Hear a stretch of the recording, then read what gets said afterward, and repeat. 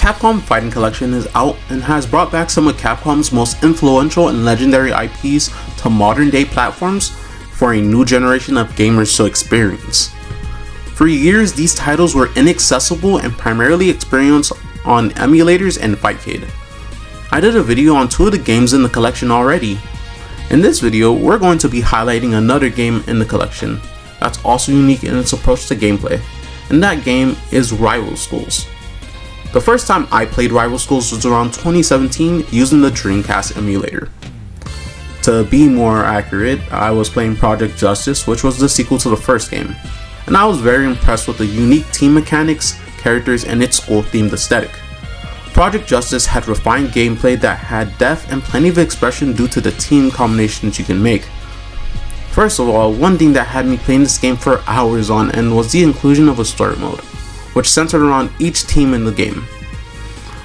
Rival Schools was another fighter that unfortunately went neglected, with the franchise only being acknowledged with Kyosuke being a fighter in CVS2, Batsu being a fighter in TVC, and Akira being a guest character in the last season of Street Fighter V.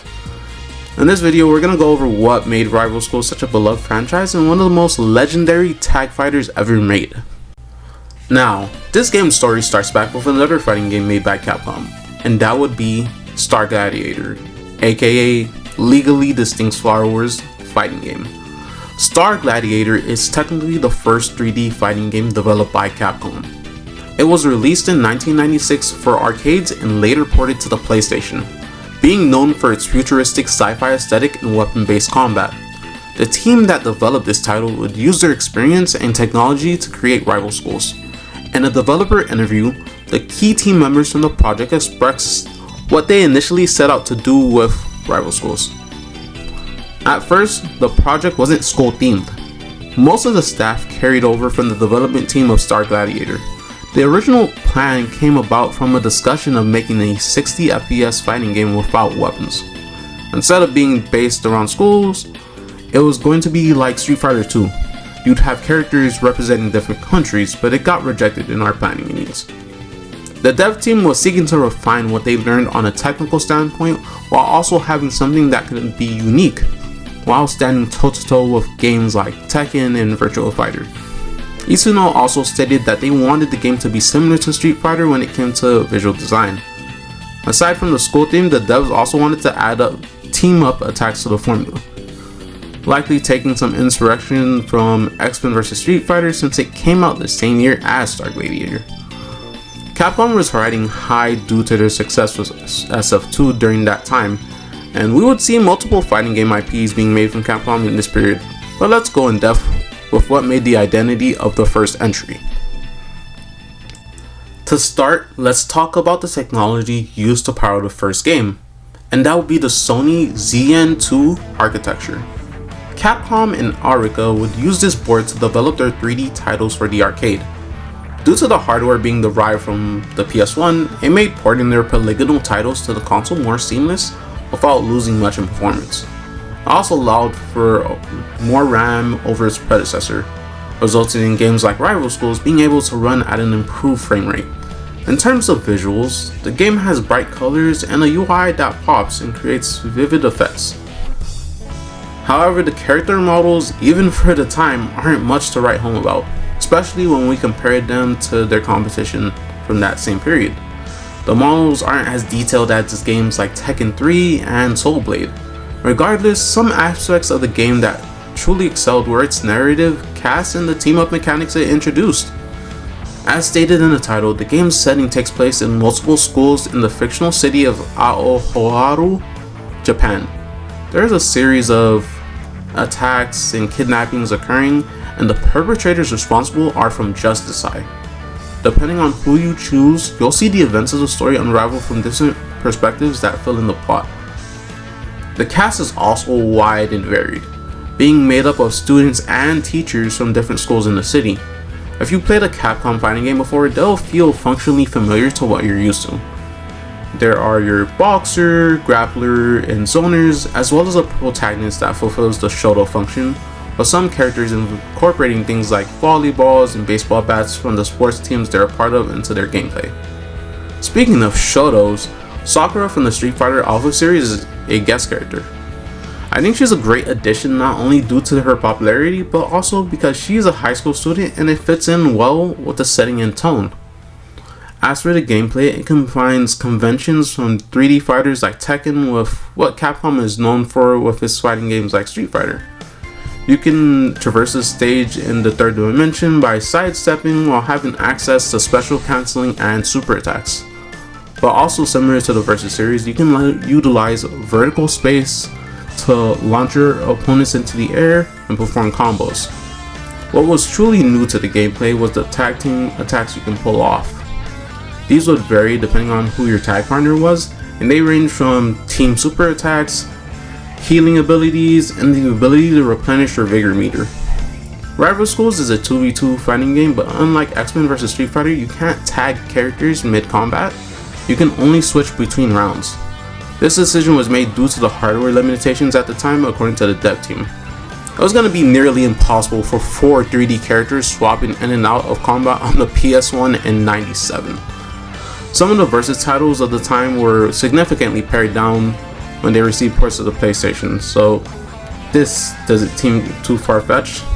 By designing the tag team mechanic like this, they were able to work around the hindrance they were facing and also allow for the game to be more unique compared to Capcom and SNK's tag titles. After the praise and success of Rival Schools, 4 years later it would get a sequel directed by Itsuno, who originally was a planner for the first title. You're all probably more familiar with this title due to its recent re-release.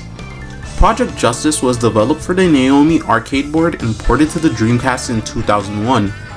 We covered some of the advancements the Naomi board brought to Capcom's titles in the Power Stone video, so make sure to check that out. In short, its graphics processor and RAM allowed for more detailed character models and smoother performance. Itsuno's goal was to make some impactful changes and ramp up everything they did in the previous title. Project Justice upped the teams to 3v3 and introduced even more mechanics. With the addition of an extra partner, you have access to a secondary tag team attack, which allows for even more strategy when team building. At the cost of all your meter, you can team up with both partners for a unique team up attack that does significant damage. This time around, you can even initiate a team attack counter by pressing the same input for team attack whenever your opponent lands one on you. In this state, it will tag out both characters and return you to neutral. And whoever lands the first strike wins the exchange, either cancelling the team attack or allowing it to continue. They didn't just increase the mechanics, but the roster as well. They added a new school of characters. Stop it. Get some help. That continued the narrative from the first game and alternate versions of some of the previous characters like Hyo and Batsu. The only characters who didn't return were Raizo and Sakura. The game's visuals also take some cues from Power Stone, which was also directed by Itsuno, but have a more detailed anime aesthetic in comparison to Power Stone's softer toon-like style. Just like its predecessor, Project Justice received positive reception from fans and critics by building off of what was established in the previous entry. I remember playing Project Justice for the first time while I was in college, and I was instantly hooked by the fun and familiar gameplay. This speaks volumes to how intuitive its 4-button control scheme was and how it retained the DNA of its sister titles made by Capcom. Now, let's fast forward to where the franchise stands today. Thanks to its re-release in the recent Fighting Collection, I'd say pretty damn good. The cast of Rival Schools had made some guest appearances in previous titles like I said earlier, CVS2, TVC, and SF5. But sadly, there has been no new entries since 2001. Even though fans want to see a new title, it's essential to understand that since the 2010s, Capcom has taken a more focused approach to releasing titles as a whole. The days of 4 fighting games coming out in the same year are behind us, and they've taken a safer approach by primarily focusing on Street Fighter and collections of older titles rather than going all in on making a new entry for an older IP that has a fraction of Street Fighter's popularity. Once again, referencing the Power Stone video, I discussed in that video why titles like this rarely get the chance to see new releases. Despite that, the franchise is beloved by fighting game fans and considered another classic Capcom fighting game. To close out this video, Rival Schools is a fighter that was able to blend conventions that were established by Capcom's previous fighters with gameplay and design from 3D fighters that were rising in popularity during its inception. It was able to iterate on what the dev team learned from making Star Gladiator and became one of the most beloved and respected fighting games of all time. With its release on Capcom Fighting Collection 2, a modern audience has the opportunity to play one of the most beloved and old school fighting games ever made. Thank you guys for watching this video. If you enjoyed, please like and subscribe, and I'll see you in the next one. Peace.